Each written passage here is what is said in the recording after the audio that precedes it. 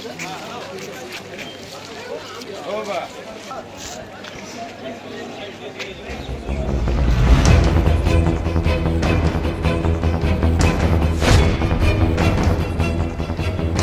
BJP নেতার উপর দুষ্কৃতীদের হামলার অভিযোগ, পাশাপাশি বোমাতঙ্ক। হামলা হয় বিজেপির কিষাণ মোর্চার নেতা শ্যামল সরকারের ওপর, এমনটাই অভিযোগ শ্যামল সরকারের। ঘটনাটি ঘটেছে বুধবার সকাল 11টা নাগাদ চোপড়ার কালাগাছ বাজার এলাকায়। এই বিষয়ে বিজেপির কিষাণ মোর্চার জেলা সম্পাদক শ্যামল সরকার জানান, মঙ্গলবার কিছু দুষ্কৃতী গেরুয়া আবির মেখে বিজেপির ঝান্ডা ব্যবহার করে বিভিন্ন দোকান পাটার তালা লাগিয়ে দেওয়া থেকে শুরু করে লুট করার মতো ঘটনা ঘটিয়েছে। তারা কেউই বিজেপির কর্মী দল বলে তিনি জানান। সেদিকেই নজর রেখে বিজেপির পক্ষ থেকে এই বিষয়ে কড়া পদক্ষেপ নেওয়ার কথা বলা হয়েছে প্রশাসনকে। বুধবার তারা কালাগঞ্জ সংলগ্ন এলাকার একটি চায়ের দোকানে কর্মীদের সাথে বসেছিলেন। সেখানে আচমকাই শ্রীবাস নামে এক ব্যক্তি তার দলবল বোম বন্দুক নিয়ে এসে তাদের ওপর হামলা করে বলে অভিযোগ। অন্যদিকে সেই সময় কালাগঞ্জ বাজারের রাস্তায় পড়ে রয়েছে আস্ত বোমা। এ নিয়েও শোরগোল পড়ে গিয়েছে কালাগঞ্জ এলাকায়। মুহূর্তের মধ্যে প্রচুর মানুষের ভিড় জমে যায়। খবর পেয়ে ঘটনাস্থলে পৌঁছয় চোপড়া থানার পুলিশ ঘটনাস্থল থেকে শ্রীবাস সহ মোট দুজনকে গ্রেফতার করে। এলাকায় পুলিশ বাহিনী মোতায়েন রয়েছে।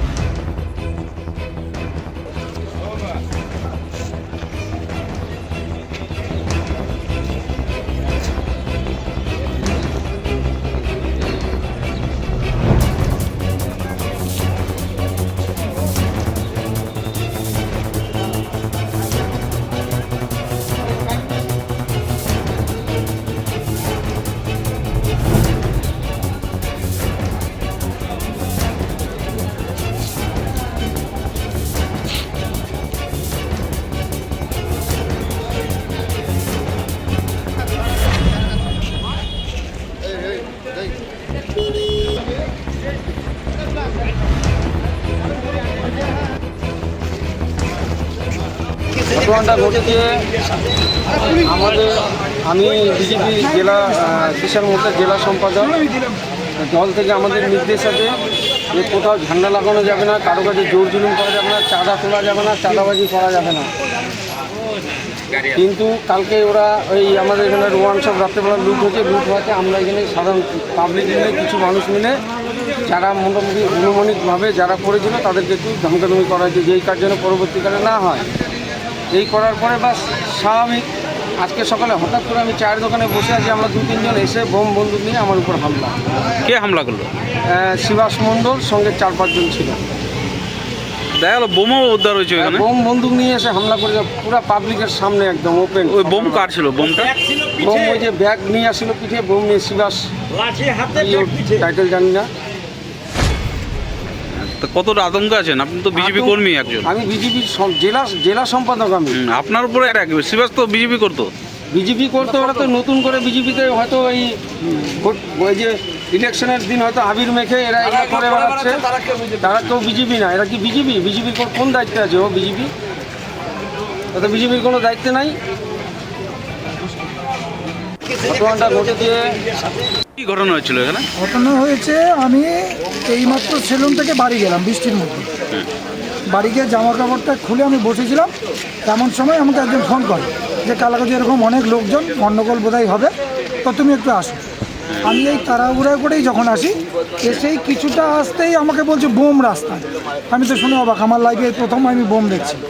আমাকে বললো বোম, যে বললো বোমের কথা দেখি সত্যি ব্যাগ তার পাশে একটা পড়ে আছে। একদম এটা করলো কে? কালকেই যাবে শান্তির বার্তা এখানে করা হলো যে কালাগঞ্জে সব মানুষ শান্তিতে থাকবে, কিন্তু সে মুহূর্তে শান্তিটা তো অন্যরকম হয়ে গেল। এবার কে করছে বলছে কী না শ্রীবাস নাম। তো শ্রীবাস যখন করছে তখন আর কে আছে বলছে আরও অনেকে ছিল, সব পিছিয়ে চলে গেছে, আর একজনকে মেরে ওখানে ফেলে রেখেছিল। এটাই দেখলাম। তো এই অবধি আমার কাছে এটুকুই খবর, এর চেয়ে না। তবে আমি এই মতো অবস্থায় বলছি, কালাগঞ্জের প্রতিটা নাগরিক, প্রতিটা মানুষকে সবাই যেন শান্তি বজায় রাখে। আমাদের কালাগঞ্জে কোনো অশান্তি হবে না, আমরা কোনো অশান্তি করতে দিব না, এটা আমাদের অঙ্গীকারবদ্ধ। আমরা চাই না এখানে কিছু হোক। শ্রীবাস তো আপনাদের সাথে ঘুরে না, আমাদের সঙ্গে ঘোরাঘুরি ও কোনোদিনই পার্টির লোক নয়। আমরা দীর্ঘদিন বলেছি যে একে কোনো পার্টির লোক নয়, এ হচ্ছে অন্য দলের লোক। সংঘর্ষ হয়েছে সংঘর্ষ না, ওই যে আমাদের যে শ্যামল বলে একজন আছে আমাদের এখানকার আমাদের কর্মী, তাকে এসে নাকি শিবাসের দলবল হাত তুলেছিল ওর গায়ে।